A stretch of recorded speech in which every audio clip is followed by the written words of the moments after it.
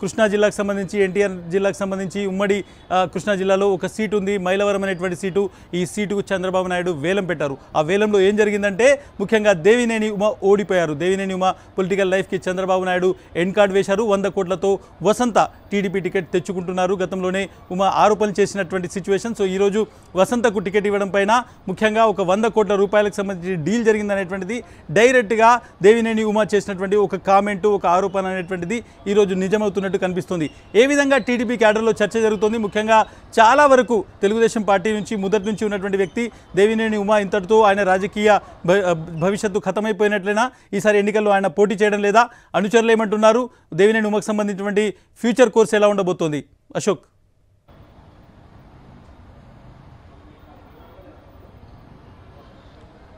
ఖచ్చితంగా ఈరోజు చంద్రబాబు నుంచి వచ్చిన ప్రకటన ద్వారా దేవినేని ఉమ రాజకీయ జీవితానికి ఒక ఎండ్ కార్డు పడిందనే చెప్పుకోవచ్చు. ఎందుకంటే మైలవరం నియోజకవర్గం నుంచి ఈసారి ఖచ్చితంగా తనే అభ్యర్థి అంటూ కూడా గడిచిన 4 ఏళ్లుగా అనేక రకాల ప్రయత్నాలు, పార్టీ కార్యక్రమాలు చేసిన పరిస్థితి. అయితే ఎప్పుడైతే వసంత కృష్ణప్రసాద్ టీడీపీలో చేరారో వెంటనే మైలవరంలో పరిణామాలన్నీ కూడా మారిపోయాయి.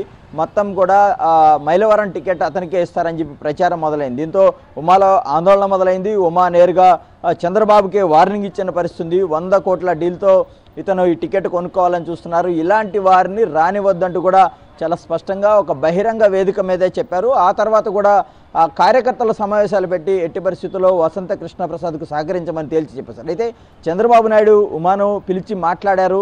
ఆ సమయంలో కొంత మెత్తబడినట్టు కనిపించినప్పటికీ కూడా ఈరోజు జరిగిన ప్రకటన ద్వారా ఉమా అతని వర్గం ఇంకా ఆందోళన అలాగే ఆగ్రహంతో రగిలిపోతున్నారని చెప్పుకోవచ్చు. ఎందుకంటే దేవినేని ఉమాకు ఎక్కడా కూడా అంటే ఉమ్మడి కృష్ణా జిల్లాలో దేవినేని ఉమా అంటే ఖచ్చితంగా టీడీపీ నాయకుల్లో ముఖ్యంగా గుర్తుకొచ్చేది ఉమానే. టీడీపీలో చంద్రబాబు తర్వాత ఒక ముఖ్యమైన నాయకుడిగా ఆయన పేరుగాంచిన పరిస్థితి ఉంది. ఇలాంటి నాయకుడికి ఏమాత్రం భవిష్యత్తు కూడా లేకుండా పోయిన పరిస్థితి ఈరోజు చంద్రబాబు ప్రకటన ద్వారా తెలుస్తుందని చెప్పుకోవచ్చు. అయితే వసంత కృష్ణప్రసాద్కి ఇప్పుడు పార్టీలో ఎవరు కూడా సహకరించొద్దు అనేది కూడా ఒక తెర వెనుక ప్రయత్నాలు ఇప్పటి నుంచే కూడా దేవినేని ఉమా మొదలుపెట్టినట్టుగా కూడా మనకు తెలుస్తోంది.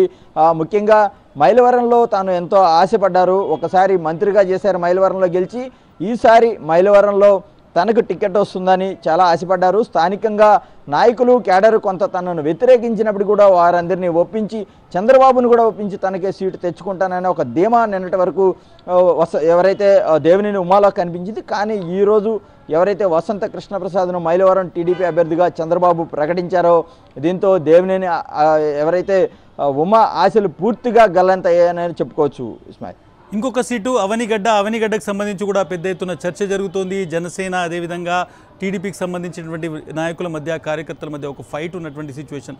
ఈ సిచ్యువేషన్ ఎట్లా చూస్తారు మీరు?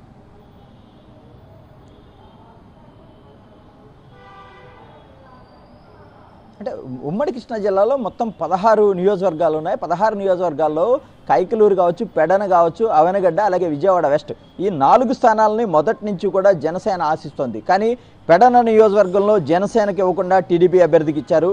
ఇక అవనిగడ్డ సీటును ఇప్పుడు జనసేనకి ఇస్తారని ఒక ప్రచారం నడుస్తోంది. దీంతో అక్కడ సీనియర్ నాయకులు ఎవరైతే ఉన్నారో మండలి బుద్ధప్రసాద్ తీవ్ర అసహనం వ్యక్తం చేస్తున్నారు. తాను పార్టీలో సీనియర్గా ఉన్నాను, ఎప్పటి నుంచో చంద్రబాబుకు అండగా ఉన్నాను, తనకు హామీ ఇచ్చిన చంద్రబాబు సీటు లేకుండా చేస్తున్నాడంటూ కూడా ఆయన ఏదైతే తొలి జాబితాలో ఆయన పేరు రానప్పుడే అసహనం వ్యక్తం చేసిన పరిస్థితి ఉంది. రెండో జాబితాలో ఆయన పేరు వస్తుందని ఆశించారు, అది జరగలేదు.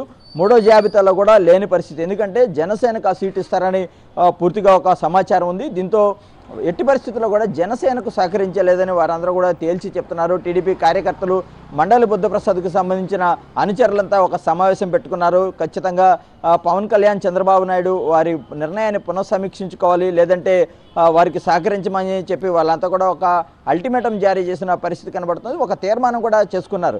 ఎట్టి పరిస్థితుల్లో టీడీపీకి మాత్రమే అవనగడ్డ టికెట్ ఇవ్వాలి, ఇవ్వకపోతే జనసేనకు ఎట్టి పరిస్థితుల్లో సహకరించమని వారు ఒక తీర్మానం చేసుకున్నారు. అదే తీర్మానాన్ని అధిష్టానానికి పంపించారు. వారి నుంచి ఎలాంటి స్పందన రాకపోవడంతో ఇప్పుడు గ్రౌండ్ లెవెల్లో వారంతా కూడా అసహనం వ్యక్తం చేస్తున్న పరిస్థితులు మనకు కనబడుతున్నాయి. Right, thank you Ashok. మనం ఇప్పటి వరకు కృష్ణా ఎన్టీఆర్ జిల్లాలకు సంబంధించిన రాజకీయాలను మా ప్రతినిధి అశోక్ అందించినటువంటి విశ్లేషణతో అర్థం చేసుకునేటువంటి ప్రయత్నం చేశాము.